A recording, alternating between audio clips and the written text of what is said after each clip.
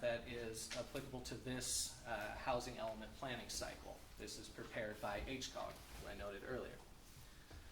This is the allocation in that plan for the city of Blue Lake in this current cycle. It's 23 amongst the various income categories. I've mentioned this before, but the state has gone punitive with the allocation of these units. The city didn't have a compliant housing element in the last cycle. We had to add the two together. So there's 11 units from the last cycle, there's 23 from this one. We're told we have to plan for 34 units in this current planning cycle. That's the number that's been allocated to the city. This is just to show the current cover and draft of the housing element update. We resubmitted it to HCD in April. Some of you remember there was a 7-day comment period. I'd like to note that in no way limits people's ability to comment on this document. It still has to go through the adoption process, planning commission meetings, city council hearings, all of that. So we have a fair amount of additional time for people to review this document and comment on it if you'd like to do so. And it's available at City Hall and on the website. Included this one several times before. This is basically showing what the city used to show as its primary housing sites in housing element updates. And these are some of the new ones because of the rebranding and rezoning of the Powers Creek District to allow residential development. These have more constraints with wetlands and drainages, limited access and utilities. This area was designed for industrial activity, has fewer environmental constraints and better access and utilities. So if you were to review that document, you're going to see a sites inventory that identifies these sites as potential sites for housing development. I've received questions recently from folks, and so I wanted to touch on this item regarding the residential high-density combining zone. And what this is this is a zoning tool the city is proposing to create to meet the state's requirement for by right zoning. So what the state really wants us to do is they want us to pick the R3 or the MU or one of these zones that allow multifamily and allow multifamily by right with just a building permit, no discretion. The city's never been comfortable with that. So what we're proposing is a hybrid. We'll create a zoning tool that can be applied to a single property. Let's just use Calgon Carbon as an example. It's 2 acres. If you were to apply this combining zone, this overlay, it would allow a density of 16 units per acre by right. That site potentially could be developed with 32 units. And the idea is that each time we're given an allocation by the state for residential units that have to be planned for, we could say, okay, we're going to put this RHC combining zone on this site. And then we can say, look, we planned. We have a site that is suitable to accommodate this number of units. They did identify that it must be applied to sites 1 acre or larger to meet the state requirements. So the other question I got is, where could this thing be applied? Of course, the Powers Creek District sites 1 acre or larger. Here's a zoning map just for context. It's an older one, doesn't have the changes for the Powers Creek District yet, but it's just to illustrate the areas that have those larger 1 acre parcels. Remember these areas I pointed out earlier? They're bigger parcels, they're over 1 acre. That planned development residential zone west of City Hall is one area. The Powers Creek District is another area where that RHD combining zone could be applied. We also noted the MU zone and we noted the R3. Those areas are either mostly developed or in smaller parcels.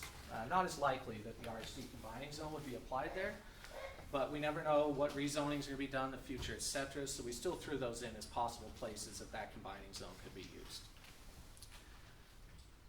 So I'd like to finish with talking about some of the Powers Creek District projects.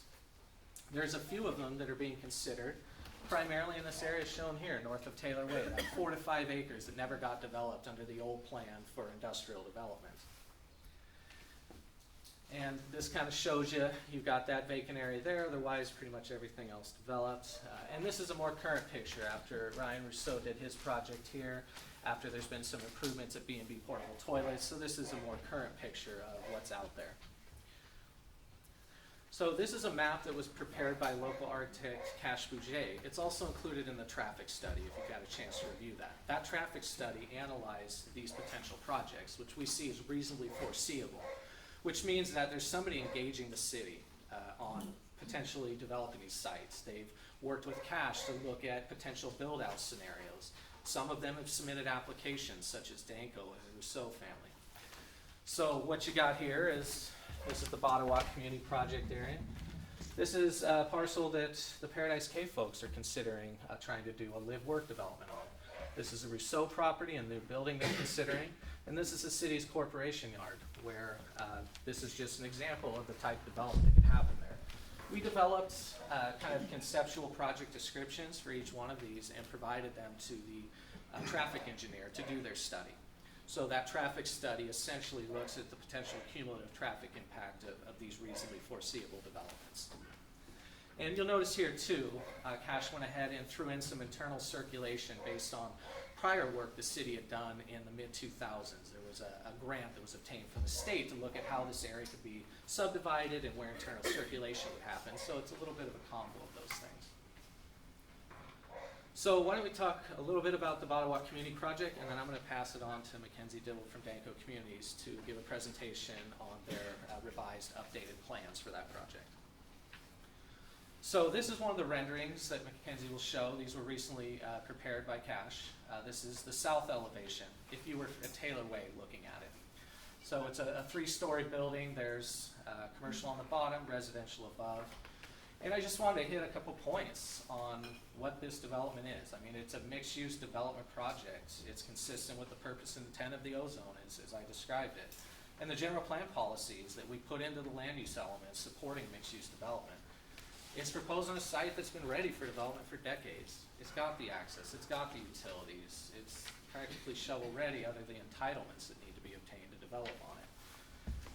This type of development would assist the city in meeting and share the regional housing need, especially for affordable housing. It would provide additional commercial services in the city and hopefully generate sales tax. The city needs revenue. And you know, a lot of folks have talked about how big this development is. I think it's important to note that it is consistent with the density requirements in the ozone. They're not asking for a density bonus as they could under state law. They're proposing something that falls within the density requirements of the ozone. Had a number of questions recently about CEQA. Just, you know, more basic questions. What is it? You know, what is the city's role? So for those who don't know, it's the California Environmental Quality Act, and it requires you to analyze the impacts of the environment from proposed development activity. The city is the lead agency for CEQA. That means the city is in charge of the CEQA process because the project is proposed in their jurisdiction. And the lead agency, being the city, does determine the appropriate level of review. Now, the Bottawa Community Project requires a use permit, which is a discretionary review from the city, so it would be defined as a project under CEQA. And once something's defined as a project, basically step one is, would this fall under a statutory or categorical exemption? That's the first question that's asked in the CEQA process. So in order to determine that, the city asks for the applicant to prepare several special studies. They're listed here. I've noted some of them in this presentation. But you have a traffic study, you have a biological resources assessment, emissions modeling, a cultural resource investigation, soil groundwater management plan, and a geotechnical investigation. That's in addition to the other investigations the city has done itself in the past when preparing this area for future development. The city has done soil and groundwater testing out on these sites north of Taylor Way to see if there's any contamination. And based on the findings of these studies, staff intends to recommend the infill exemption among other potential exemptions that are applicable to affordable housing projects. We have prepared a document that's in draft form and is currently being reviewed by legal counsel for legal adequacy. And that will be provided in the staff report that will be presented to the Planning Commission and available to the public for review prior to any meeting where the Planning Commission would take action on the project, and not just the 72 hours in advance like the law requires. We intend to have it available farther in advance than that, to the extent that we can. We're working quickly to try and get it out. So that concludes my presentation, and I'd like to turn it over to Mackenzie Dibble to do a presentation about the Bottawa Community Project, and then of course we'll open it up to question and answer. And feel free to ask questions of any of the staff, applicant, or peers.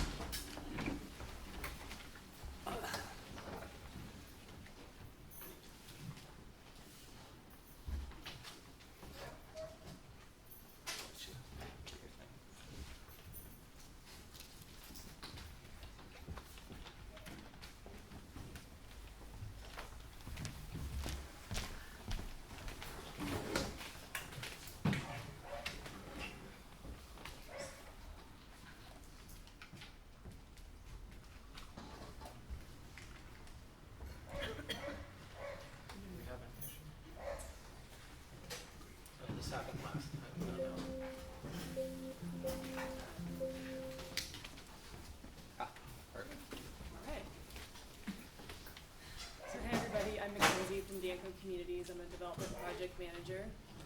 And yeah, we're here tonight just to give you guys an update on what's been done on the project in the recent past. We did, as Gary mentioned, go to Planning Commission a few weeks back, and as you mentioned, the project was continued and will be continued again. So this is just kind of to give you an update on the developments in the architecture and the design since we last met. Excuse me, I'm sorry, with that dog barking, could you speak up a little bit? Maybe I'll go see if we can get the dog to stop. Maybe we can close the window. Stop. So this is just a site plan that Gary, I believe, already showed. I couldn't see very clearly, but so this is the current site plan that we've got, and you can see that it's got commercial on the bottom. There's an idea for a cafe as well.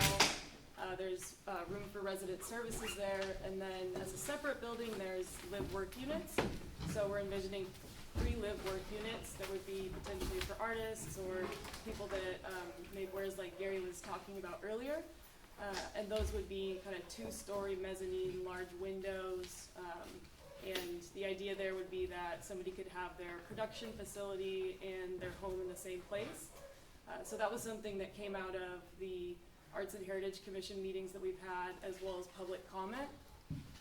So that's a new addition since many of us have seen each other.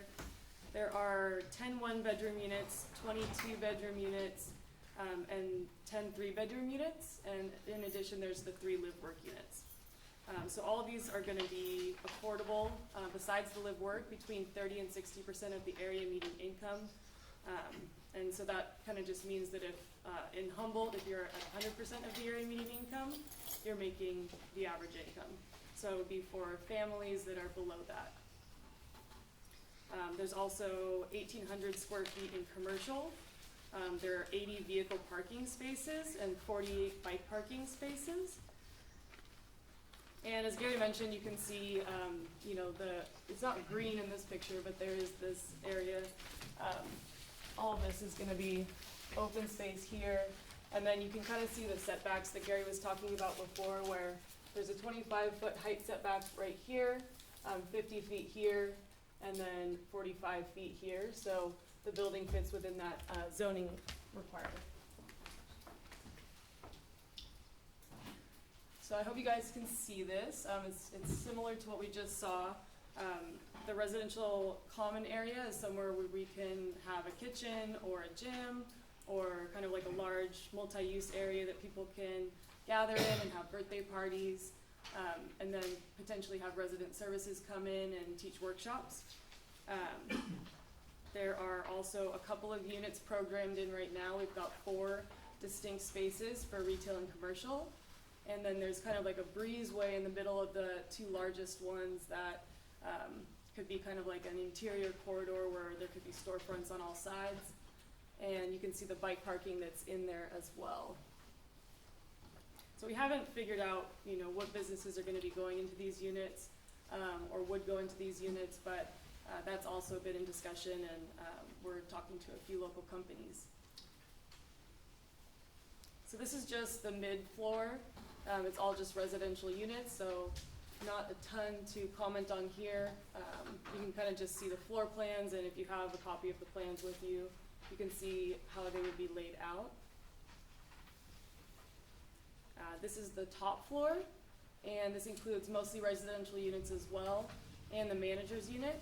So this project would have on-site management, a 3-bedroom unit for an on-site property manager that would deal with all of the management of the complex itself, and they would be there to rent out units and do recertifications and just keep watch of the community.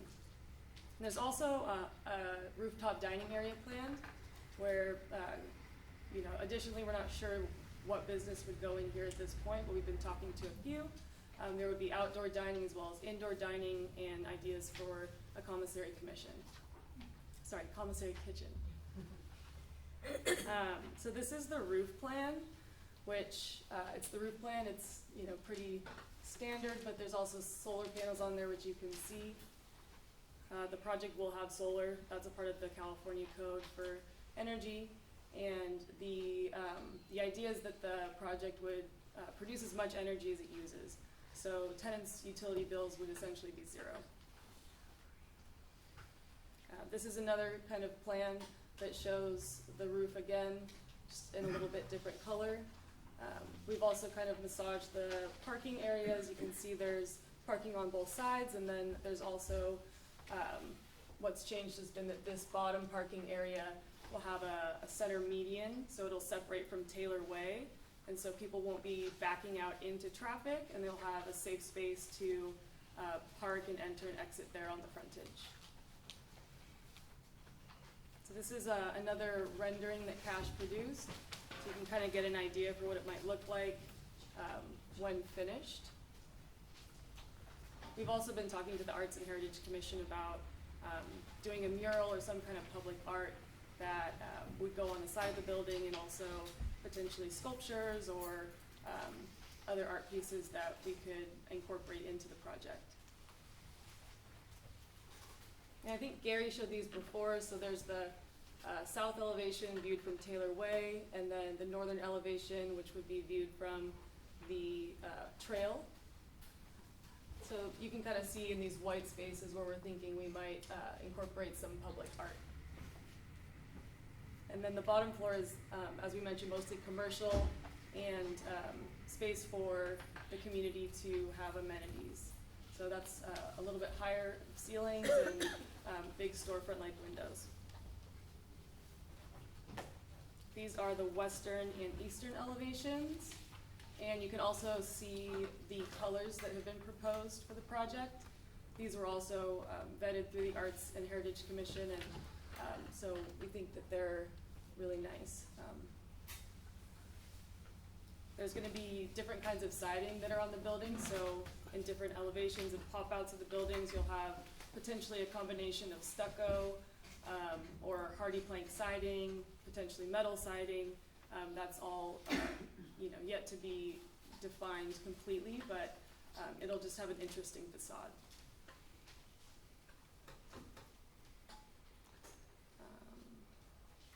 So here's another rendering, a little bit of a different view there, and this would be viewed from Taylor Way.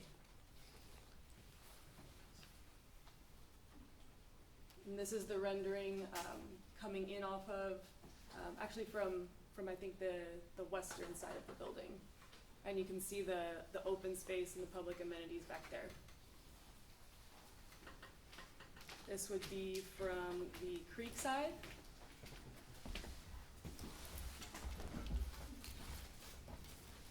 And kind of the trail side as well.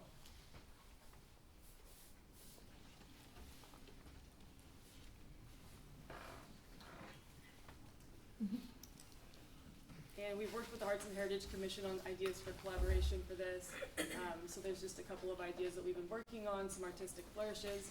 This is another project that we did. One of them down here is in Fort Bragg. We had some nice benches made by a local artist. And then the bridge is a project in Fortuna where we have a bridge connecting two communities across a creek, and with some artistic metalwork there. We're also collaborating with them on signage, so that the signage is, beautiful and reflects the community's needs. Another image of public art from the community. We could do something such as this to kind of incorporate more art. And we're also going to be having services in the building, which we're still defining, but we're hoping to bring in native culture, potentially art, cooking, things like that. And then these were kind of the ideas behind the live work unit, so you can kind of see some ideas there. The mezzanine level, workshop on the bottom, and potentially living space on top. And that sums up my presentation. So if you have any questions for me on the design or the management, let me know. So at this time for questions? So we've concluded the presentation. We go into question and answer, and we have until 7:30 is when the meeting ends. So what are some of the proposals on the retail space that you said you guys are talking to folks, and it's been several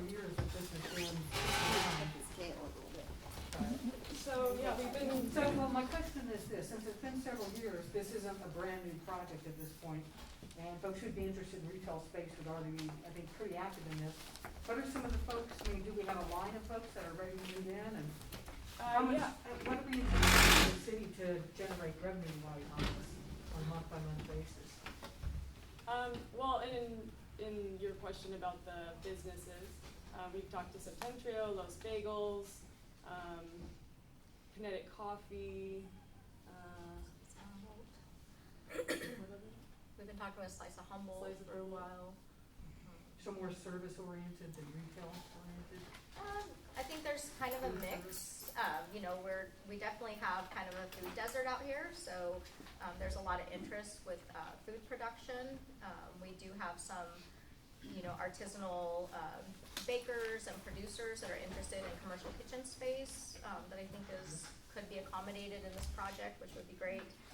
And then we do have a lot of artists who are interested in like maker space or potential gallery space that I think would be another use. And then we just have kind of a burgeoning recreation economy that's really starting to take off. So we have a lot of mountain bikers coming out. We have the steelhead fishery.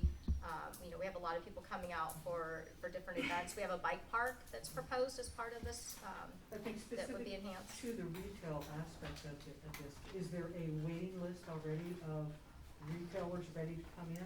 I wouldn't And two, what is the projected revenue that the city would see off of these? So I think those are all interesting questions if you had a project that was further along in the process. And so it's difficult to be able to make those projections or commitments. This project needs to go through a process of approval and then financing and then construction, so that's a ways out. So we don't have anyone that's committed to come in tomorrow They because may not they're, be under contract, but we don't have anybody who's saying, yeah, you know, let me know when this is in, or with 4,000 square feet of retail Sure. space, we We don't- expect to yeah. have X amount of revenue coming in, or tax coming in. I mean, I think those are very difficult projections to make at this point in time. Yeah, nobody can really commit at this point because we don't have a project yet. And it's, you know, gonna be 2 years until it's done, so that would all come kind of as we go. And we really hope that we can, you know, get great tenants in there, and that's the intention, so. But you guys also have gone through a process of contacting local businesses to let them know about this project and see who's interested, so. Correct. Yeah. Okay for me to speak? Of course. Basically, you have some more things that are not on the website, on the city website. I'm glad you started having a few more, like your floor plan for your live-work thing is on here now. Hopefully that'll be put in. There are no elevations for that particular part of the project, and I'll be quite direct with you. That is the main thing that I support, is the live-work use there, and you only have 3 of them. And the zone is primarily intended for commercial manufacturing use with residential dwellings as a secondary use to promote a live-work type environment. That's what the O-zone was intended for, and that's what the public would like to see down there, because that's what the conversion is. It's not a conversion to just straight residential use. The other thing I wanted to point out is in your arena numbers, it looks like out of the 23, it's about 50-50 between the four different things, 25, 25, and 25, quite equally spaced. And my perception is there's something called a poverty pocket. And the housing board really wants us to have the people of means living together with the people who are not. And unfortunately, when you go before your housing element here, you're going to find that this whole area, a good share of our low-income housing, is one little area. And that's not the intent. And Blue Lake's really good about having everybody living throughout here of all different levels of things, and this would be the first time that didn't happen. So I just wanted to make mention of that. Lastly, I'd like to say, your general plan, and I appreciate the candor of Gary Reese there, hasn't been updated since '86, and your O-zone is not consistent with the general plan. Now, I go there as a developer to look at what I could do on your particular lot, and the general plan itself doesn't have the O-zone in it. It hasn't been made consistent with the general plan.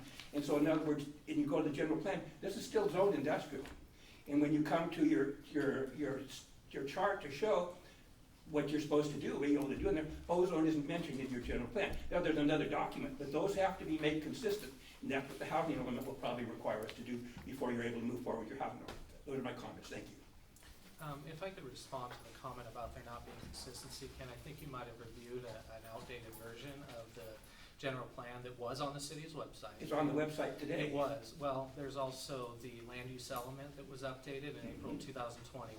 Now, once that's adopted, it is functionally part of the general plan.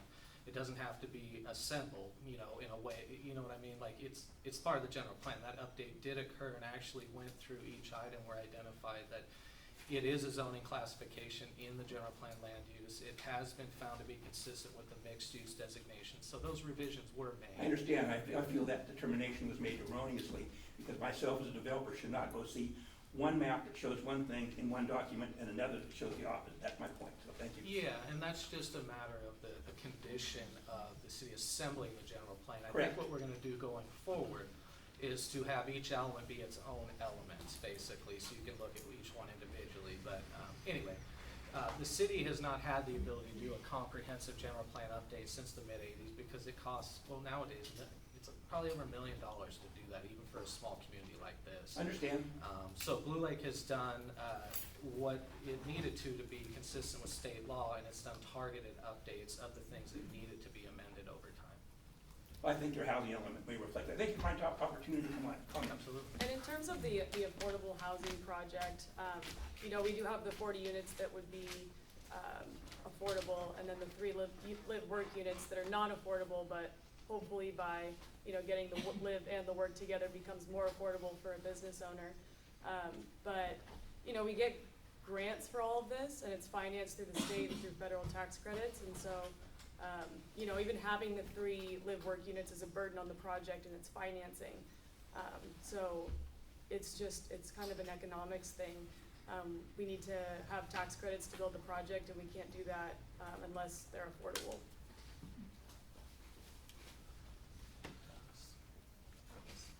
How does, being a current business owner in this zoning, with it changing to the opportunity zone and being one of the stinkiest businesses in the area, how is that going to affect us as this progresses and everybody starts surrounding us? I'm the owner of B&B Portable Toilets and Johnson Rentals here on Taylor Way, so that's our biggest concern is how is this going to affect the current business owners in our situation as this progresses? With Yeah. going to this Yeah. opportunity zone from where we're at. Yeah, so for you guys, if some of the uses you're conducting are not listed uses, either principally or conditionally, then it could limit your ability to expand, except that you'd be able to apply for a use permit for expanding, which means you could ask for, it's kind of a catch-all under use, things allowed with the use permit, where it's like, you know, things not specifically allowed in the zone could be allowed with the use permit if the planning commission is able to make certain findings. So that's as far as expansion. Now, as far as your existing operation and the old zoning had performance standards in it too. And there was performance standards for odors. So if odors were to become so objectionable and constantly be leaving the boundaries of your site, and people on the levee are calling the air district and complaining, or calling the city and complaining, it could result in some action against you guys to rein in those odors. Which And that could have happened under the old zoning, and it could happen under the opportunity Which I zone. could for sure see we're Yeah. coming to, in that's gonna be the biggest thing, and we are noisy. Yeah. And the odor's the biggest thing, but we have ways to control that, we can put up a building, go inside for our transfers. There you go. Okay. So forth. Yeah, and- To control that, and but, Okay, go ahead. sorry, but there's no, our operation that we're established and have there, besides odor, and what about the noise? Yeah, good question. So the city currently has noise standards.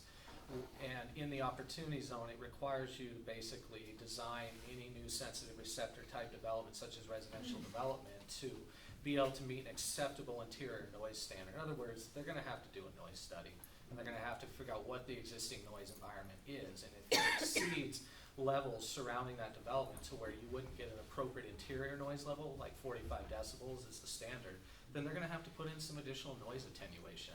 That's similar to what's required, for example, of the affordable housing projects that have been done along Highway 101 going through Eureka. That is a very loud noise environment. And they have the ability to do that study and develop residential units which can meet an acceptable interior standard.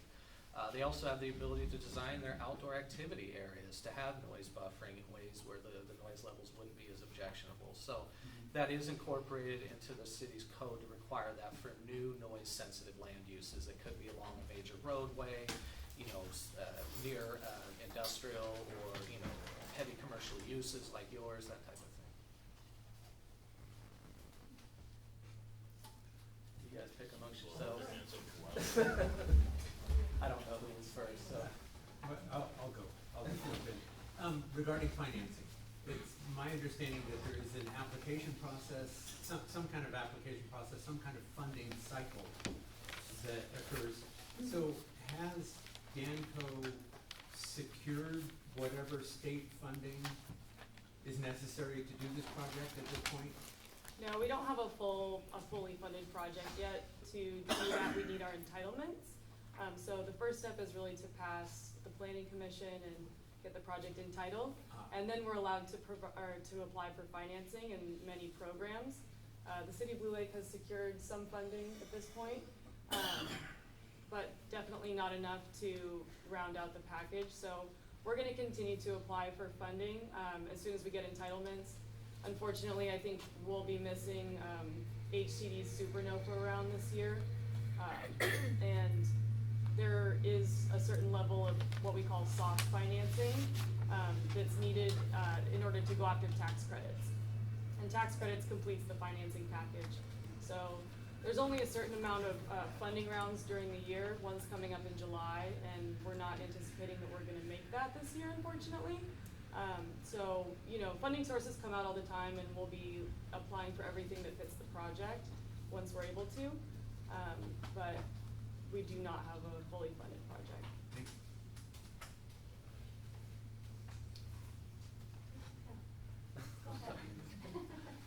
So, Kent mentioned, I was at the planning commission meeting when the ozone was introduced, and there was a concern among the public that the city was losing the city-owned land that was designated for income production and industrial type uses and changing it into housing.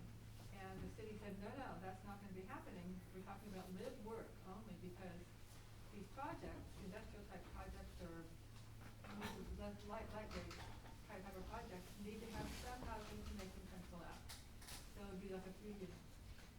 And now we're talking about a whole lot more than that, so it sounds like that has changed and the original promise is really not come to pass. So my concern is, at least there's still some a lower level of commercial. So what if the commercial space stays vacant, or what if buildings or businesses come in and then they fail and they go out? And there's a lot of vacant space in the commercial areas. You're talking about penciling out, but even with a live work is a problem in terms of penciling a project out, you were saying.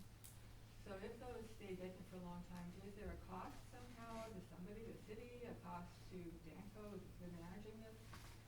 And will there ever be a time when they come back to the city and say, well, you know what, we just can't really maintain this commercial space, we're gonna have to make this housing too? That's the question, is will that happen? And have you projected for that? And who does absorb the cost if there is a lot of vacancy? So I think, so as part of the opportunities zoning process, we recognized that we were not getting investment in the park, that we were not attracting development, and we knew that we needed to change our approach, and really housing was really the attractor to try and get us some other type of investment in the Powers Creek district, because what we had wasn't working. We have some light manufacturing. It produces very few jobs, very little revenue for the city. We bear most of the impacts from it, and it's not meeting the needs of what our community has to keep this city afloat. So looking at leveraging housing to get us retail commercial investment, that's what the opportunity zone was written for. Now, can we guarantee 100% that that's going to work, that every business is gonna be successful? Absolutely not. But this project, this housing affordable housing project is what's giving us the best opportunity to be successful and to build capacity and to attract business. Because no one's gonna come in and build speculation retail commercial space. It's not gonna happen. Business is hard. Businesses fail every day. You know, the food business is hard. Margins are tight. Investment capital is tight right now. Financing is hard to get. So to expect that site to attract that type of level of financial investment without that other incentive of the affordable housing project and financing is just pie in the sky, honestly. But when we did look at this holistically, and we did look at creating these reciprocal economies by providing space for people to live and to work. Can we guarantee that they're gonna live and work there? Absolutely not. We can't mandate, if you live in the unit, you gotta work downstairs. We can't do that. But it is a natural progression. It does create reciprocal economies. People will be living, they'll be working, they'll be purchasing, they'll be eating, they'll be recreating. So it starts to create an economy that feeds on itself. And that's gonna give us the most potential for success. Is it gonna be 100% successful? No. Maybe it'll be more successful than we think. Is it gonna be detrimental? I can't see how it could be, honestly. Is there a cost, I'm just wondering, is there a cost to the city going to Danco with the vacancy? Not that, I mean, that's not Not part to of this. anything we've discussed. Other than No. not getting the sales tax the Okay. city I mean, would you have generate it. vacant space, or you have vacant space, you know? There's no income, right, because you have a vacant space. No, So, not at this point. That's not something that's been discussed necessarily. I mean, our goal is to attract business. Our goal is to provide a space for people to be successful. I think that's the role of the city, is to create a foundation for people's success and investment. It's not our job to create their success, but it is our job to try and facilitate that success the best way we can. And that's by creating adequate infrastructure, by, you know, creating an inviting and clean and safe community for business to thrive in, and for, you know, creating opportunities for everyone to be able to be successful. That's the role of the city.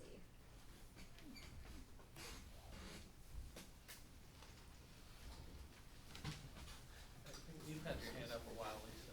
Okay, thanks, Gary. Hi.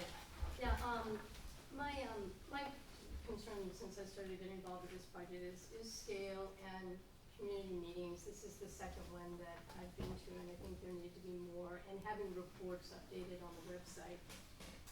What I'm gonna say is that it seems to me at the last planning commission meeting that some of y'all were at, I was surprised to see that there was a categorical exclusion for the California Environmental Quality Act for CEQA.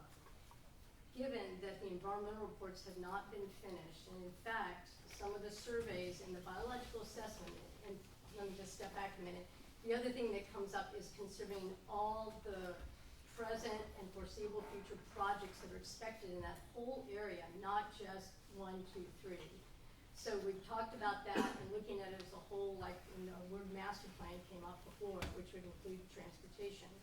So that's another preface to what I'm getting ready to say, is that it's not opposed to housing, not opposed to the residential and workspace. It's the scale and the communication. And when I looked at when I saw that they had already, that the city is looking at an exemption from CEQA, most of the documents, the biological assessment that was done, first of all, it was only done on 2 properties, not the whole area. So cumulative effects for foreseeable future projects have not been considered. They also noted in there were 2 cases, at least 2 cases, where they said, we did surveys for certain species in December 28th of 2022.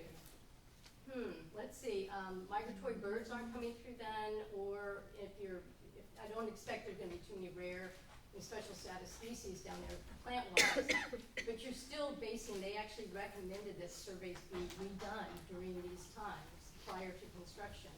So I don't know how you can move forward with an exemption without having this codified as well. And the other one is the traffic report, and also the soils report only looked at Danco and not Russo's property. So again, they're not looking at the other projects that are being considered here, Paradise K, another one, I don't know the name, but also what are the foreseeable future projects? Bike park. How much impervious surface is gonna be out there cumulatively? So cumulative effects have not been done. And I also looked at the traffic report, and the traffic report does not cover existing travel by the gravel trucks at all. There was no mention of the gravel trucks, so you've got, they anticipate 1,500, what was it, day, what was the metric that they used here? It has to- was 850, and it was gonna increase to 17. Okay, 1,700. But yet we have truck traffic that goes through there, going to the business at the end and back. That was not considered in that. So again, cumulative effects, current conditions. What would it be like if we developed this? But what about what the status quo is? That was not considered. So the biological report and the traffic report are not considering all the proposed developments and the foreseeable future one. I do not see the grounds for an exemption for CEQA based upon those two things, which are two things that are needed for this to be considered. And to go in advance at a May 15th meeting, Planning Commission already recommended this when we as a public have not seen a summary of these reports. I have not seen the CEQA document. I have not seen anything because maybe you say it's exempt. And yet they recommend that surveys be done for migratory birds and then botanical surveys be done again. And there's one other, but I can't come up with that one right now. So I don't think the CEQA is exemptable at this point, and because the data is not there to support, there's going to be negligible effect to special status species. And also the traffic issue did not consider any of the existing gravel trucks that are going up and down that road. Thank you.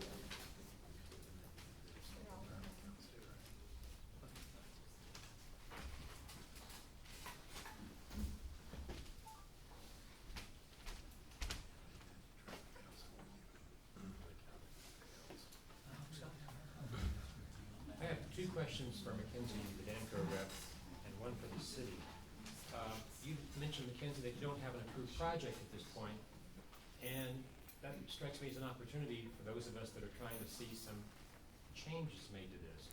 In other words, is it possible at this time, based on community input, we've got community input going back to 2017 or possibly 1997, if not look at what Gary presented, but is it possible to change the project at this point in time before you get it approved? I guess it depends on what you'd like to change. I mean, we have a lot of places where we could have input, like in the community room, what kind of amenities would we like to see there, what kind of art goes into the project. In terms of unit count and parking and layout, I mean, the project fits within the zoning, as Gary mentioned before, and so, you know, there's a certain level of project, a certain unit count that we would need in order to make it work financially.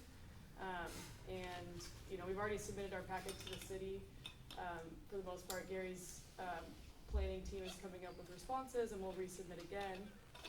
But there's, you know, the project has been pretty fully formed and vetted for quite some time, so. Thank you for that. So that's the first half of my two questions. And I'd like to talk to you separately, you know, outside of this meeting about what specific changes this committee member would like to see. The other question is Danco willing to follow the California Department of Fish and Wildlife guidelines on riparian protection? The Humboldt County General Plan Revision recently adopted those guidelines, and what's being proposed in this project do not conform. I haven't seen the guidelines, so I'm not sure how to answer that. But there's no wetlands on the site, there's no navigable US waterways on the site. So the question is about riparian encroachment. Okay. Powers Creek, I'm on a Bering Street. Okay. I'm not aware of those guidelines, but we can take a look at them and. Be happy to share them with you. I understand that Michael Van Hatten is either going to be calling Mandy or has already. My last question is for the city. What's up with leasing the property for $1 a year for 55 years with a 35-year option for renewal? You're in a case where you need funding and you're giving away an economic value of use of this property for 55 years. Great question. So that could be part of the financing of the project in a sense. So it's essentially public funding to build the project. We will get an appraisal on the project, and then that could count towards our winning of tax credits, so bringing more money into the project, and so it could form part of our financing package in a way. I don't understand. I've read the DDA, I've got it here with me, and the question is, it's like a contract between Danco and the city, and it says the city's gonna lease this property to Danco for $1 a year for 55 years, with an option to extend for 35 more years. Yeah, we actually just closed a deal in Santa Clara County today, where we had the same thing happen. It's kind of like public funding into the job, without actually having to give any public funding. So it's a way of supporting the project without having to actually spend any money, and it's one of the ways which we'll be able to finance the project. There's not a ton of public funding out there for projects like these in this area, and so, it's, you know, part I of. understand the gift, but the idea is the question to the city. Why would the city want to do that? So we get a project. For the future. For the future, because no one's gonna, we couldn't get any other way, and we get housing, and we get business opportunity, when we get investment into the Powers Creek district, and we get improved infrastructure, and we get jobs in our community, and we get sales tax, and we get recreation investment, for a property that's appraised. I think our last appraisal was $285,000. It seems like a really good long-term strategy for the community. It's a great way to leverage a piece of property that has a pretty low value to get a very long-term investment into the community. And it's not my decision, it was my recommendation, absolutely, I'm 110% behind it, but it was the council who made that decision. And the What idea, the year? reason communities do this is because the rent's not really gonna be that much, but the benefits of the project, sales tax wise and other benefits, the community far outweigh that. So communities are willing to do that as a contribution towards kind of the financing for the project, isn't that why that's generally done? Yeah, How does and, it outweigh it I when we don't- don't have any stop. projections? you know, it's just, was there anybody trying to buy the land? I'll give you $285 for it.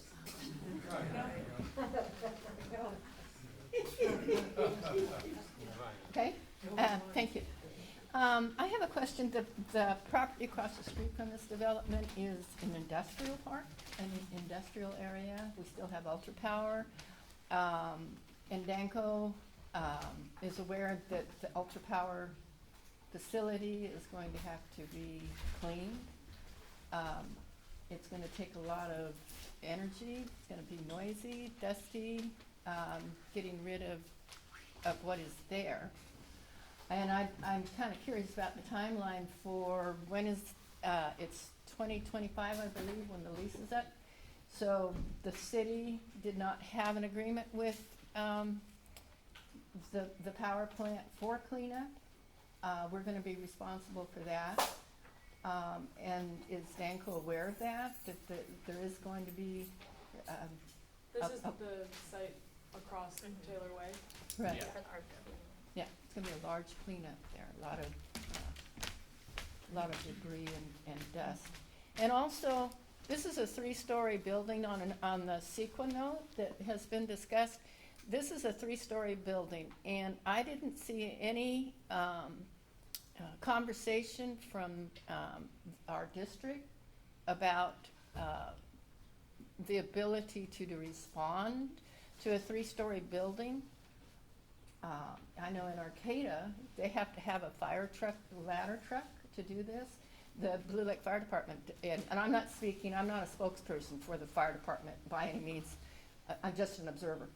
The fire department does not have a ladder truck, and I'm looking at the access for a fire truck to be able to reach some of these areas, and I you know, like I said, I'm just an observer. I don't see a response that is compatible to a safe response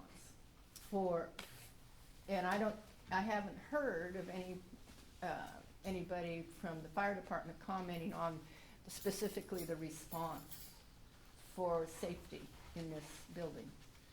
Yeah, staff did meet with Fire Marshal Ed Laidlaw, as well as the chief, and they reviewed the plans, and we discussed, you know, any concerns they had. they're not concerned about serving, you know, this building. It would be a new building with better ingress, egress than you have in a lot of the buildings in town, especially older buildings with, you know, modern fire suppression systems. So in their mind, new buildings that are built today are a lot easier to serve than some of the older buildings. I mean, they were kind of joking, pointing to buildings in the downtown, like, I'd be more concerned about serving that older building because of the condition it's in, and it doesn't have fire suppression and things like that. So their comments primarily related to where they wanted fire hydrants located and where they wanted fire department connections and things like that so that they could best serve the site. So they were looking at basically 2 fire hydrants on either side of the parking areas near the trail. I think they were looking at one in the front of the site, and you know, they were sitting there doing measurements on the site plan, figuring out, you know, if it met distances and things like that. So we it's received- gonna be an added expense for the fire safety to have the sprinkler system within this system, I would assume. And that's part of the building It's code. required. It's part of the building code. Building code. Anymore, even in homes in some areas. Yeah, single-family residence, Yeah. it requires it now. Yeah. So- When will we get the report from the fire chief in writing? That was something that was sent out to them. Yeah, I think you did a public records I request did, today. yeah, but when you get that, that's amongst- overdue right now, so. Yeah, so I was notified of that today, so I'll be assembling Thank you, referral appreciate it. comments and providing. And then maybe those to put it you. on the website also. Yeah, we can do that as Thank you. well. And I think there's a high hope that we'll be able to gain some housing for firefighters in our community, because it's one of the things we're really struggling with right now. Our numbers in the fire department are very low, and part of it is housing. It's very hard for entry-level firefighters, wildland firefighters, just anyone in general to be able to find housing in Blue Lake. And that was one of the things that our fire chief actually commented on, because we have several firefighters right now that are associated with Cal Poly Humboldt, going to their fire sciences program, and they want to be a part of our district and part of our department, but they can't find housing here. So there is a high hope that some of this housing will translate to more people volunteering in our community, as well as more kids in our school and people, you know, recreating and participating in our community. Because I think we're seeing across the board where our volunteer numbers are starting to go down, and it's a direct reflection of just kind of the aging of the community and not being replacing, you know, housing that we're losing bedrooms. So there's a lot of hope with this type of development as well, that we'll see some residual benefits. And if I could add, if anybody wants to volunteer for the volunteer fire Please department. do, please. Yes, please do. I mean, it's a worthwhile service to your community. My husband was a 30-year member, volunteer fire department. It's a wonderful opportunity. Just a plug. I had a question kind of building on the fire. There's only one way in and out, and the traffic analysis looked at just this, not the gravel, or even the development that would replace, you know, the power plant. I never thought of us as like in the wildland urban interface until we had a fire here and then one down in Santa Rosa. Just a concern that there's only one way in and out of there, in case of a large, you know, wildfire or earthquake or something like that. And I'm just wondering what the planning is for that. Yeah, I mean, that access was developed for heavy industrial truck traffic, and But for not that reason. residential. What's that? Not residential. Sure, but as far as emergency access for those type of vehicles, I mean, that was not a concern that they expressed. Yeah. just I don't see the level of residential development being so significant in this area that you're not gonna be able to get in and out of there, and that wasn't a concern that they expressed either. There's And also the trail connection. behind is actually fire access, that we use as the trail, it's actually fire access as well. There's also the connection between Taylor that goes through Pepe's yard and connects over to the Old County Road as well. And there's a new bridge that was installed there. In the event that there was a, you know, an emergency evacuation need, there's that also, that access. But that's Yeah. barricaded right now. It should not be barricaded. Yeah, and if I could clarify on the traffic study, they did traffic counts on Taylor, and that included the truck traffic. I'm not sure what specifically you guys are saying about it not being counted. Those traffic counts they did, there was truck traffic happening at that time. So what exactly are we saying in regards to it not considering truck traffic? They didn't talk about these, they just talked about traffic, from this new development being the Vancouver, so in construction traffic. And what is the concern that truck traffic is gonna do what exactly? Oh, the baseline, what was the they didn't consider the baseline, and, because they were talking about, with this development, they're gonna have, what is it, 1,700 day, what was, I can't remember the number exactly, in and out per day Average cars. daily trips. Yeah, whatever that acronym is they Yeah. use. But they talk about that for the development and not so much what's the baseline use of that area by the existing, what's going on now, existing trucks and things like Yeah, that. I mean, let's be So- clear, it's not that much truck traffic. I mean, when Blue Lake Power was going, it was 40 trucks in and out there a day sometimes. And I look to other areas of the county, such as Highway 101 through Eureka, where they're doing mixed-use and affordable housing projects. The truck traffic is significant on those roadways. Well, we're not on We're not in we're Eureka. in Eureka. So, I yeah. understand. We're in an area, we're in an area designed as an industrial park, and if they're able to do this type of development in those areas, what makes it unsuitable for the limited amount of truck traffic we have here?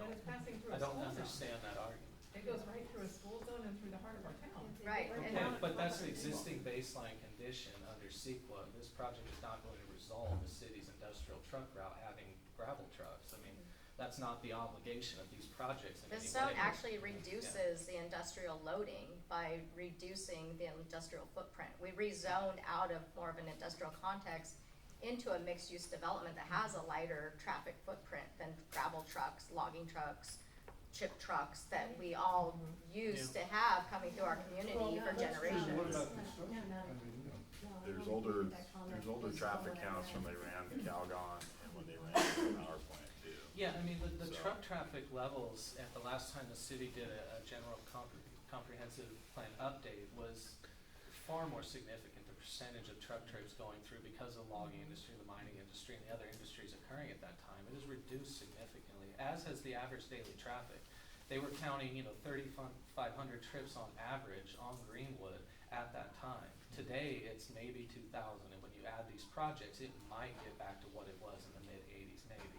But not trucks and vehicles. But not trucks, because of what Mandy said, we're swapping out, industrial with mixed use, which is gonna be vehicles and light trucks and maybe a few delivery trucks, but it's not going to be the potential for heavy truck traffic that could have happened otherwise, or used to happen when Right, those but what I uses- said, the document did not address the existing, I know it may be less than it was, I'm talking about, back to what it is existing in addition to what this development, or this development, and not considering the Russo development, the other development, or anything like that. They just considered this, and so, They No, did it. No, they actually considered all actually four right. of those projects that, that you're I right, showed that's, earlier. I stand corrected on that, but what I did not see was that there was no mention of existing truck traffic in there, and I know it's not as much. My point is that the document didn't reveal that type of thing. And why did you do that as a flaw? I counted it in the traffic Because it counts. just Yeah, exists, it's a Yeah, that's the so reality. it counted it in the traffic counts that they took of existing conditions. That's not where they got from that. If you look at the data, it counts it in there. The It's- fact that it they didn't talks bring it about- up is probably because that low level of truck traffic is not a significant concern. I I mean, would like to say, when I grew up in Florida, yeah, there were mills all over here, uh-huh. and the traffic was a lot worse than it is, except for personal. And that's what the general plan for the 1980s reflects, what you just said. They're used to run it, like pickup trucks. I think this gentleman had his hand up for a while. Which way were you? That- Yeah, they're not. This is, the question I have is I understand the driver of this is affordable housing and that there's a set limit, was it 34, was what the requirement, do I have? to- I just want to clarify, it's not a set limit. No, I'm sorry, but what the minimum limit or whatever? That was the Okay. requested requirement Okay. for Nina. So, if that's the driver, and I know the city says they went tax-based and this and that, when I look at this, it's way bigger. So, what about 34 units? Move the commercial over to where the courtyard is in that zone? Would Danco build something smaller? Can you make it pencil? Or is this rooftop restaurant a community zone? Is that what you need to meet your financial obligations? It's always a lot easier when you build, more units, just because of economies of scale. Of course, I understand, and I do get that. And the properties are, have the opportunity to be better maintained, have better services, serve the community in its need in a better way, so. But if it were to actually meet what's required, instead of something that's bigger and more extravagant, would Danco be willing to entertain? So Or you don't know? so what would be so it would be like 6 units? I mean, No, is it'd that? be like 34, if you did the So, 34 but they've got versus 40. 43. And And if I then the could just three. add, so you said what's required, you're referring to the RENA allocation from the last Yeah. two cycles. Yeah, being because 34 this is units, way yeah. bigger, and again, you got a community room, you got a rooftop restaurant. I don't see how that blends in to affordable housing. Those are extravagant things that get added on to make the project bigger, and Danco gets to make more money, and the city gets this and that. And again, I'm not trying, by the way, I'm not trying to accuse it, I'm trying to get an answer as to why can't it be done to what's required.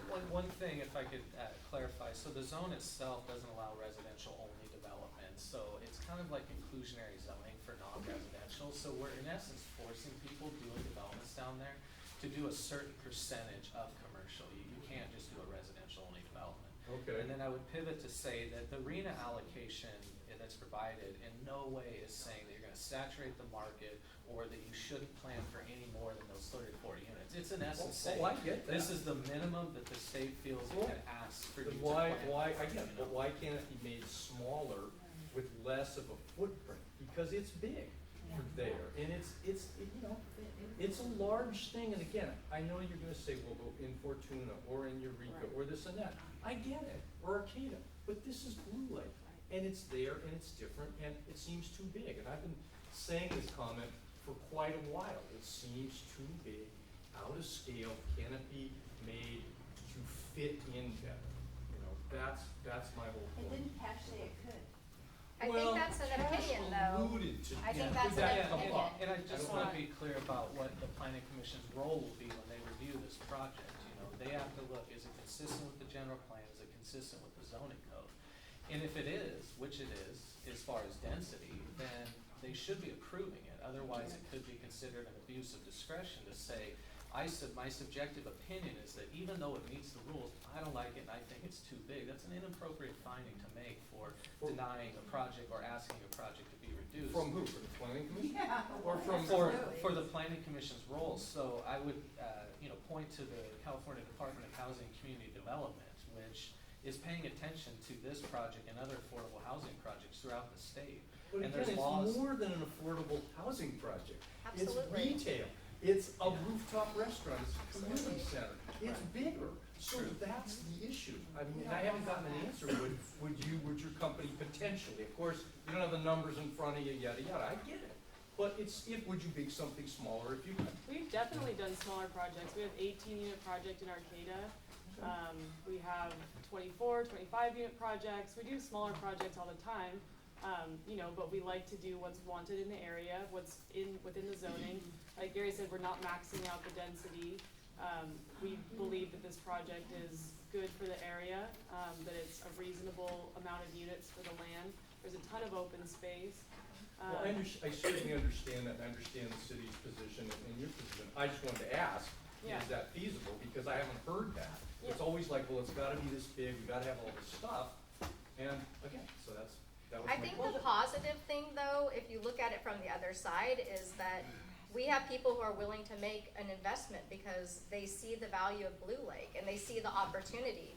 So when you have businesses who, I regularly have businesses talking to me about investment in Blue Lake and coming out to Blue Lake, there is a level of excitement. And I think this is an exciting time for Blue Lake. This is a time where we're starting to transition our economy. We're really starting to get a foothold in recreation. We're starting to see some real improvements in our parks. We have mountain biking trails coming in. We have more food producers in town. We have more businesses starting up because there's a value in our community. And I think that's something very positive from where we have been over the years, where we've been seeing that decline. Well, you know what, Mandy, I have heard you say this before, and I do understand it, but everybody here, what kind of value, and again, I'm not trying to be a jerk here, but what kind of value do we who live here get out of this? Are we excited about this scale of development? No. I think No. that. I'm excited about There the you tax go. base. Very excited. You know, I'm excited about a tax base here. I'm excited about the city of Blue Lake existing instead of being just taken over by the county. I don't think this is a bad development. Having more Well, this is the students thing. in. No, I think you're talking, you're smaller. We need 34, so if you're talking about, Jeff, you're talking about 6 units, you know, I'm 6 talking the units. size of this, man. It's too big. And You don't think so? I do. hopefully there's tax revenue sitting underneath it. If we don't have tax revenue, we aren't gonna survive here. Hey, listen, we can talk later. Sorry. Sorry about that. Yeah, it's not agendized. There's no gap.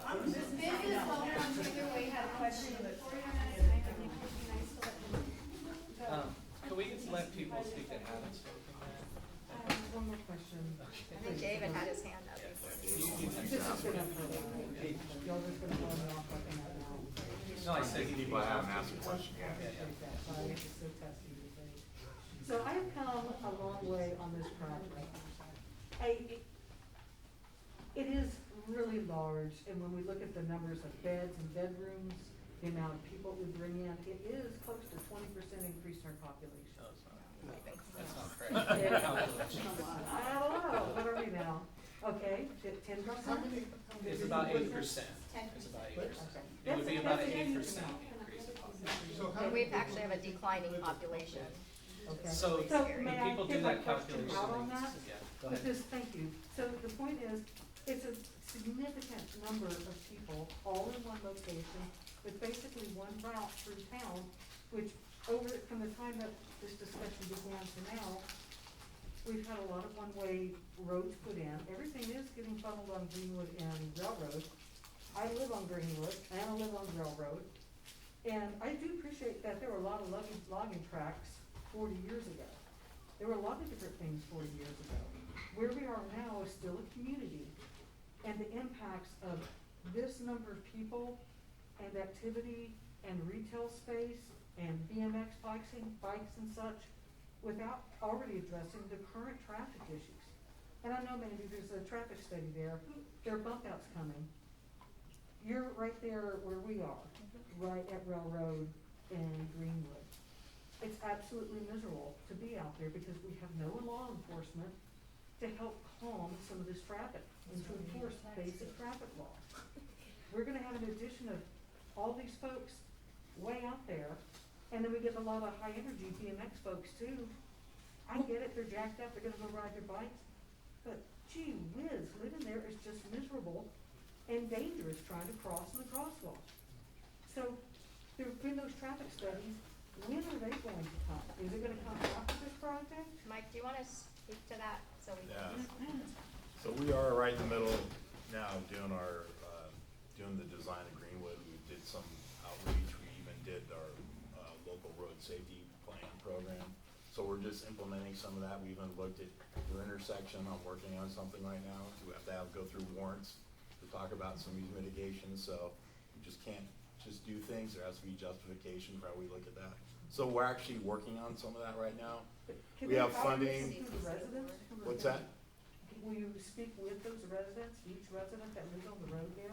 Well, yeah, we had several public We've been meetings. meeting for. Did a lot of outreach, try to get people, there weren't a whole lot, but we've been doing that. We do have a conceptual plan, and we're wrapping up a 60% design that we are getting to Caltrans, we can present when we're done with that.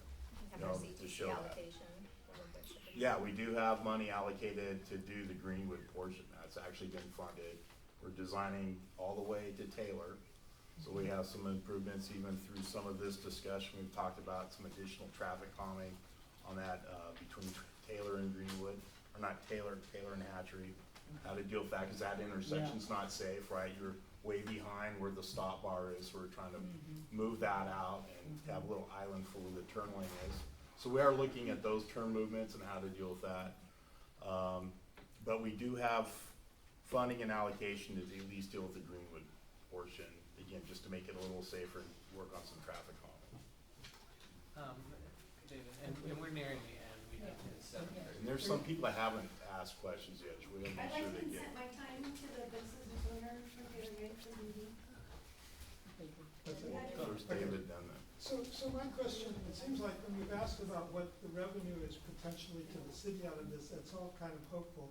On the other side of the equation, and to go back to what Mike just brought up, what kind of improvements and costs to the city are there out of this project? Since we don't know what the revenue side is, do we have any kind of projection of what the cost? Is there any additional staff? Is there any additional services that are gonna be needed? Are there improvements to traffic things? I mean, so it's kind of it's revenue we don't know, or the costs. I wanna know about the cost side.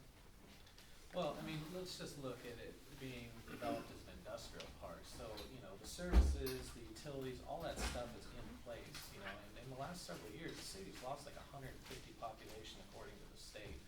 So this project would essentially bring us back to where we were pre-COVID, essentially. You know, so we're not anticipating that these projects are gonna like overwhelm the city with population to a point where our existing services and utilities can't serve the development. As far as costs of the city, you know, it's more like they're going to be going for funding sources that are actually going to add additional improvements beyond, you know, what their fair share would be for doing infrastructure improvements like that. So there'll be added benefits to the city from this project. So I don't see it being a tremendous amount of cost in having to have additional staff or, you know, any of that type of stuff, in that we're essentially getting ourselves back to a population we had several years ago. So is that what you're thinking? The 150 is about the number of people that will be living in this city? It's more like 100 when you do the calculation based on persons per household from the US Census. So you have 3-bedroom units and you're only gonna put 1.5 people in it? Well, they have a bunch of 1-bedrooms too, and 2-bedrooms, Right. and that kind of thing. Right. So there's only a certain number of 3, so when you average the whole thing, it comes out to about 100. And also, the city will actually gain some, we'll be doing a lot less maintenance in that area. Right now, that area takes a lot of maintenance to keep the vegetation down and to keep it up, so it will be an advantage for that. So the city will save money, quite a bit of money, that we spend already maintaining that area. Also, there will be a lot of improvements too. There'll be lighting, there'll be sidewalks, there will be people down there. Right now, we have this dark, dead space, and we see what happens. We get abandoned vehicles, we get vehicles being lit on fire, we have drug activity, we have, you know, people using that as a cut across when they're, you know, moving through town at night. So having people down there, having lights, having activity, you know, is gonna be a big plus for that area as well. I mean, it's something that I'm really hopeful for, that we get more people circulating down there, because honestly, it's a pretty scary place down there at night. There's not a single light down there. There's no sidewalks. You know, people love to be able to walk through there on the trail. The trail's not improved, the trail is not accessible. That's problematic. This project would also bring those trail improvements, which I think brings a whole range of benefits to probably a user group that doesn't even get to participate because of the inaccessibility issues with the gravel and the mud and just the access point. What kind of trail improvements are we actually talking about? So we're talking about the, similar to what we have on the Annie and Mary, so you would have the gravel pathway and you would have a paved pathway as well. And then we also have a large-scale creek restoration project that we're working on as well that's going to improve the creek. We'll give more opportunity for people to interact with the creek, so maybe some viewing areas, putting in some habitat for the creek system itself. And that's a project that's been funded. It's about $900,000 that we're partnering with Mad River Alliance on that project, and that's been fully funded, so that's a real exciting improvement as well. So just because we're running out of time, if we could get to folks who haven't been able to ask questions yet, and then we're gonna end the meeting. I really agree with this gentleman over here. If it could just be a little bit smaller, it'd be easier to swallow. I mean, 34 is all that is required. If we could count the houses on Mondo Way, the apartments that have gone in there, and then maybe subtract that from the 34, maybe we could get it down to 30. I think it's the size. I heard a lot of people say no when he was speaking about we don't want it that big. Just too much of an impact. I'm wondering if there's going to be any property taxes coming to the city from this building and the owner of the building, or is there some sort of tax exemption because of the use and funding source for the building? So the commercial spaces would bring in tax revenue. You mean sales tax revenue?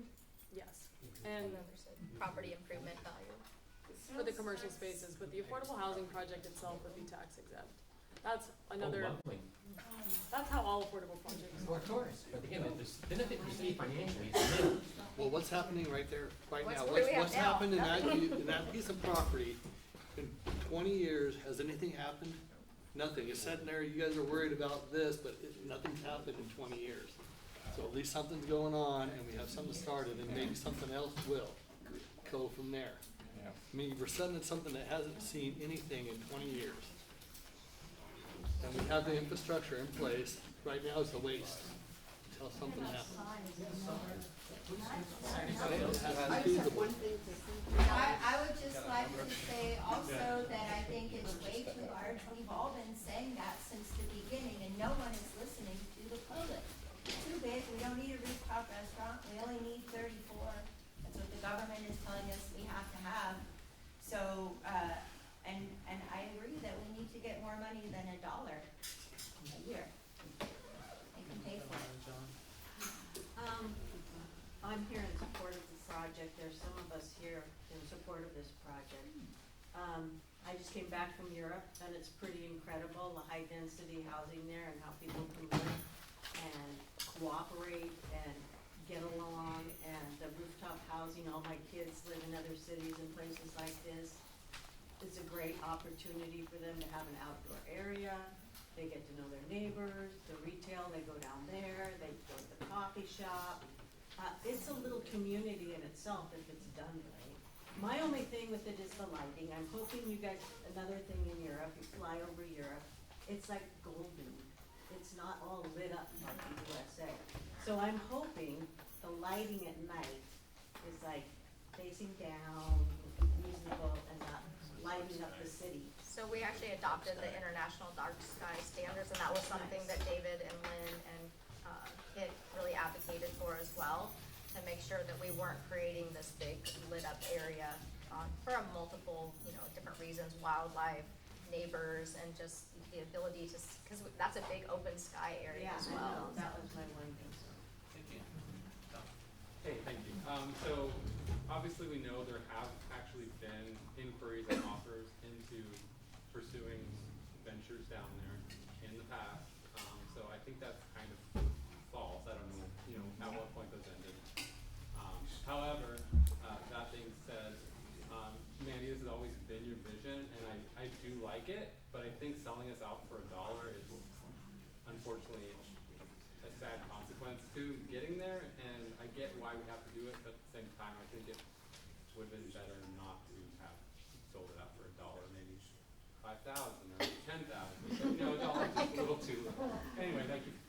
You're focusing on the dollar way too much. It happens all the We time, are at the end of our time. everywhere.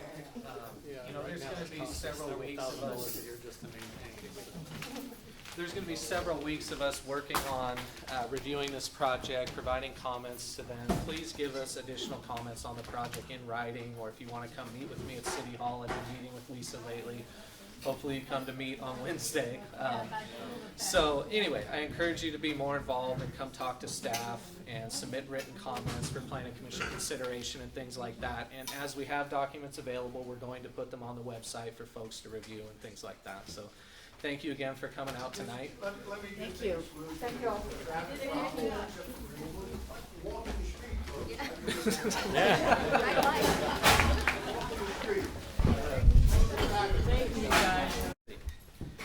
So the purpose of the meeting tonight is it's a town hall meeting.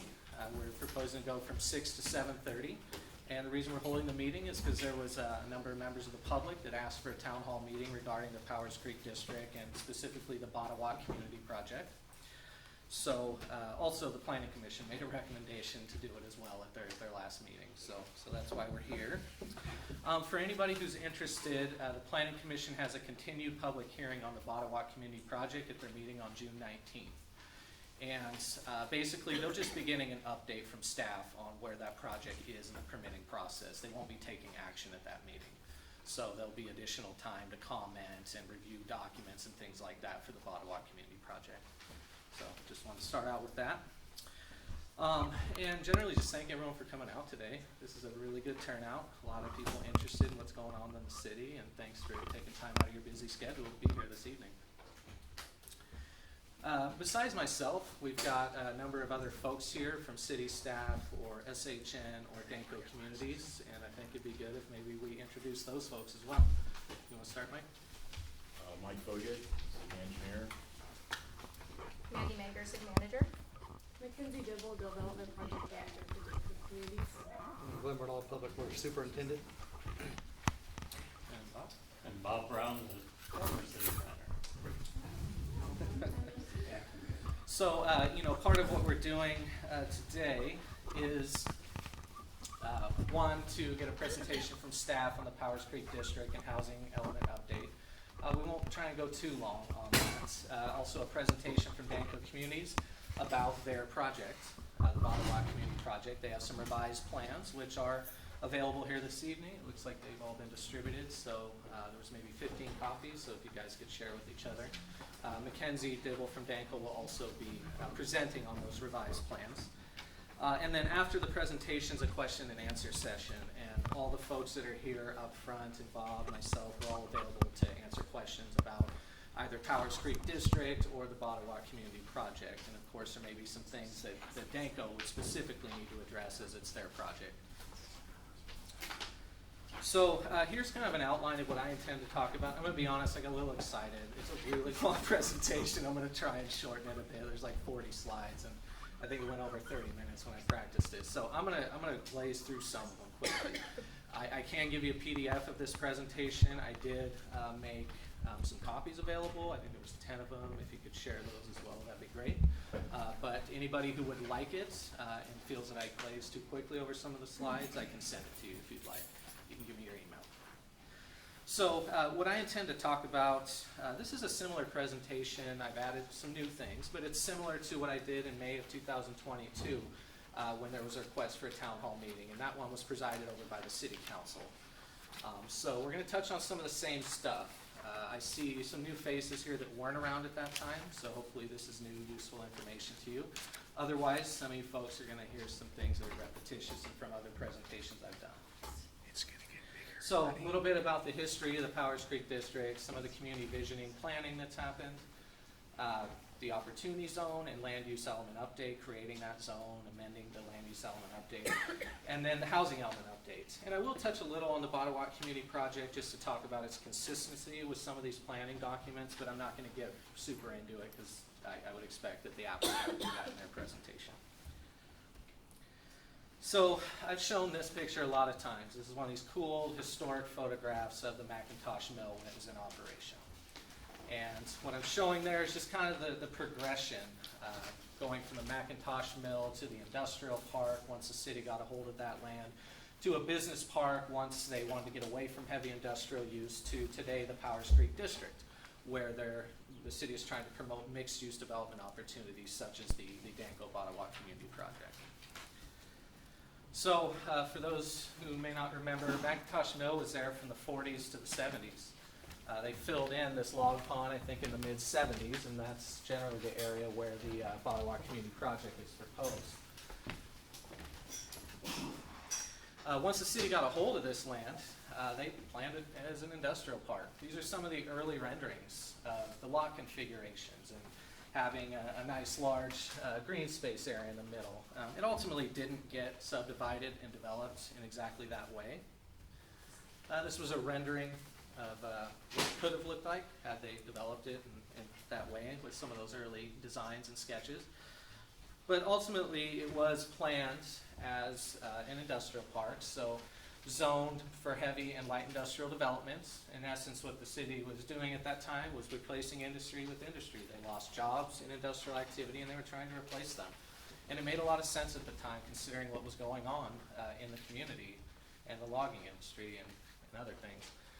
So the park was designed and developed with infrastructure to serve industrial developments, including access such as Taylor Way and Mondo Way, and with utilities like water, sewer, and stormwater, and those things are there today to serve the development on the vacant parcels out there. And really, the park was planned to be this economic engine for the city to provide needed revenue for city operations and replace the jobs that were lost by closure of the mill. So you know, this is a picture from a few years ago, before we started on the rezoning and rebranding of that area down there. And most of it was developed. You know, you have a few acres there, maybe 4 to 5 acres of mostly city-owned property, and then some private property here that were either underutilized or vacant. And, you know, that's where you're seeing the development proposed now. As most of us know, the heavy industry that's down there has been shut down due to market conditions for several years, including Calgon Carbon and Blue Lake Power. But one important thing to note is, you know, by the 1990s, there was already community input expressing interest in getting away from these heavy industrial uses, folks that have been impacted by noise, dust, lighting, truck traffic, etc., and promoting opportunities for less impactful businesses. And kind of a cornerstone of what that could be has been the Mad River Brewery tap room. I mean, that use really showed us what that district could be. I mean, there's been a lot of fun had down there, you know, eating, drinking, music, all of that stuff. And that's really what, in a lot of ways, what we're trying to build on. And what the city was promoting when they transitioned the industrial park to a business park in the mid-2000s or the 2000s. There was general planned amendments done at that time to talk about transitioning to the business park. And really, they were looking at encouraging the retail sales of goods produced in the park. Mad River Brewery, again, a good example. It's produced there, it's sold there, consumed there, that kind of thing. So even before the Powers Creek District rebranding and all of that, there was already this transition away from industrial development. So just want to touch a little bit on some of the community visioning planning that's happened over the years. So on the left-hand side, it's just a quick little list of some of the visioning and planning efforts that have happened. In the mid-90s, there was a community visioning and strategic plan that was developed, and that was updated in the early 2000s. And then the city council, when some of you remember John Birchtold was here, they did some strategic planning sessions that involved the community. I think some of those were in this building. And then most recently, we have the 2017 visioning sessions that were done for the rebranding of the business park that ultimately resulted in rebranding it to the Powers Creek District. This is one of the flyers that was circulated at that time. What were some of the community responses for that in the development? I was hoping to maybe give my presentation and then you guys could ask questions, because otherwise it could take a really long time. Well, you can ask that question when Maybe we could write it down and make sure it gets answered. What's that? Maybe we could write it down and make sure it gets answered. I mean, do you guys want to write that? Okay. I had that question too. And I'll answer that really quickly. So the land use element has been updated to include some of the main points of the input from all those various sessions. So if you're interested, the land use element's available on the city's website. So, and this touches on some of the input that was obtained in 2017, but I will say just generally, as I've noted already, there's this consistent theme of the community wanting to get away from industrial development. Blue Lake Power is probably one of the uses that people point to most when giving that type of input. Things that were discussed in 2017, like I said, rebranding the business park, calling it something else, that emphasize essentially mixed-use development, and that's what the Powers Creek District has become. And also architectural styles and concepts were discussed at that time.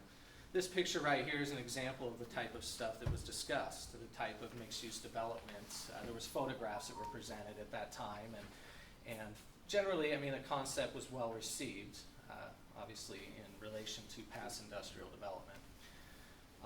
Other than that, in regards to residential development, some of the input asked that future residential development of the district focus on affordability, especially in promoting opportunities for families and seniors. So, I'd like to start talking about the creation of the Opportunity Zone and the amendment of the Land Use Element Update, which was an effort that was intended to implement the input received in the 2017 visioning efforts.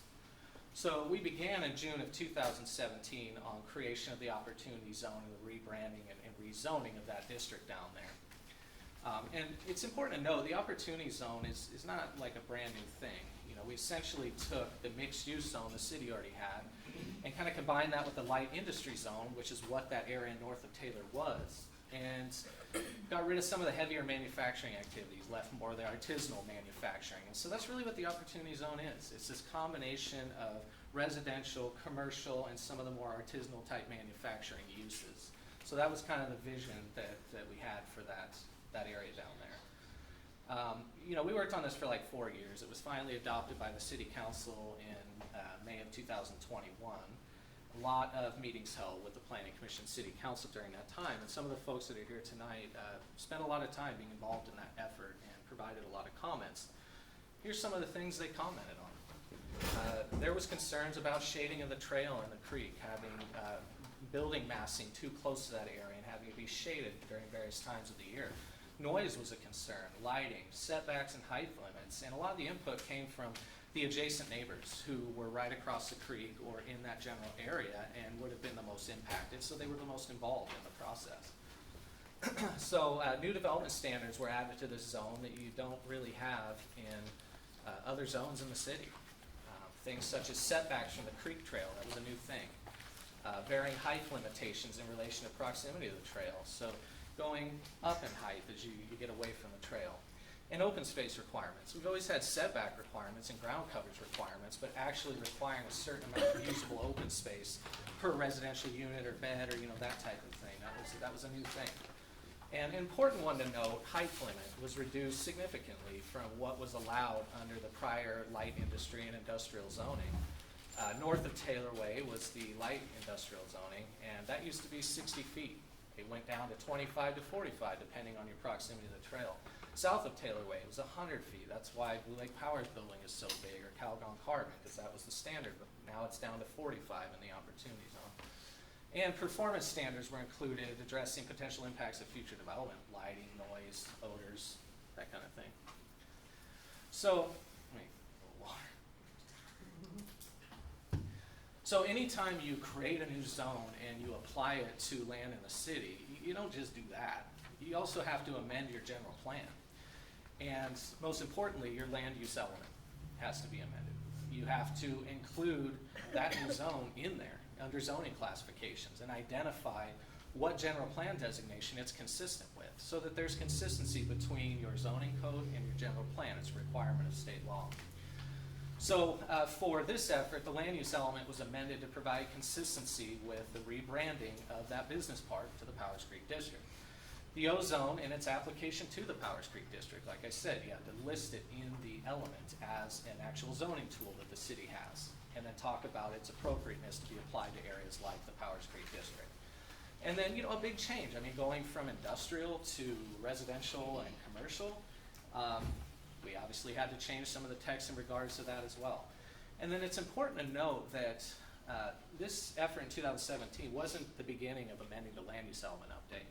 The city got funding from the Strategic Growth Council in 2012 and worked till 2015 on amendments to the land use element update and some of the other elements. Ultimately, this is the one that was moved forward, and that was the council's decision. The reason I bring that up is that we had proposed a lot of sustainable development principles to be included in the land use element, related to things noted here: protection of creeks and wetlands, cultural resources, improving stormwater management, increasing common usable open space, encouraging alternative modes, and energy efficiency. So in the amendments to that land use element, you also find some of these things as well. And some of them made their way into the requirements in the Opportunity Zone. So just want to show this here. This is a designation that's in the land use element that was created in the mid-2000s, because that's when the city created a mixed-use zone and applied it around the downtown. In order to create that new zone, they had to have a corresponding general plan designation. So that mixed-use designation is the designation that the Opportunity Zone is consistent with. There's the mixed-use zone and the Opportunity Zone. Those are the two designations that fall, zones that fall under that mixed-use designation. So this is the language that was added to the land use element for the Opportunity Zone. And these things are under the general plan designation section and the zoning classifications section of the land use element.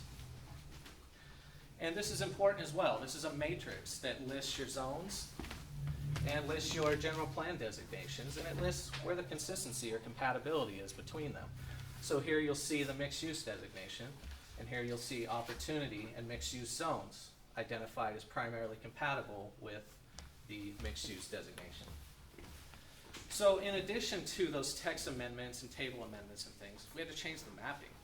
We had to apply the MU designation to the Powers Creek District and the Opportunity Zone to the Powers Creek District. So real quick, I'll just run through these. This is what it was for the general plan before industrial. This it was what it was after mixed use, and this OS is open space to be more protective of the creek and the levee trail. This is the zoning. Before it was light industry and industry. Afterwards, it was O for opportunity, and then X in the green for open space recreation, again being protective of the creek and the levee trail. So really the results of the Powers Creek District rezoning is, as I kind of noted, it implemented several decades of public input saying, get us away from industrial development in this area. We could do so much more with it. Reducing potential impacts from land uses allowed in the district. That was kind of across the board. I mean, residential commercial development is far less impactful than some of that industrial development that was down there.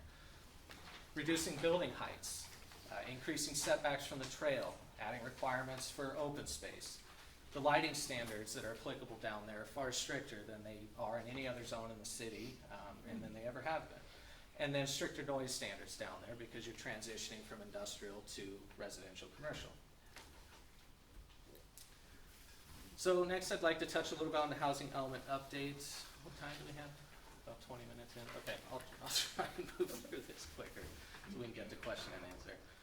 So at the May 15th Planning Commission meeting, I talked a bit about the housing element update. I'd like to just reiterate that because it relates to the Opportunity Zone and allowing residential development down there.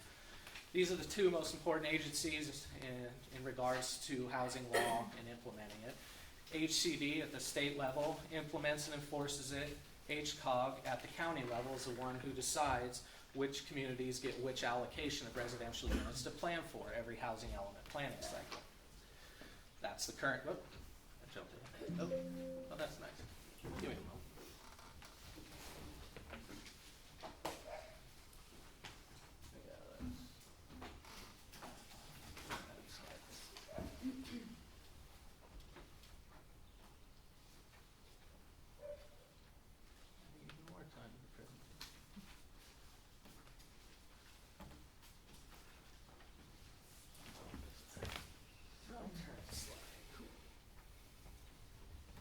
Okay, try not to do that again. So, this is the Regional Housing Needs Assessment Plan.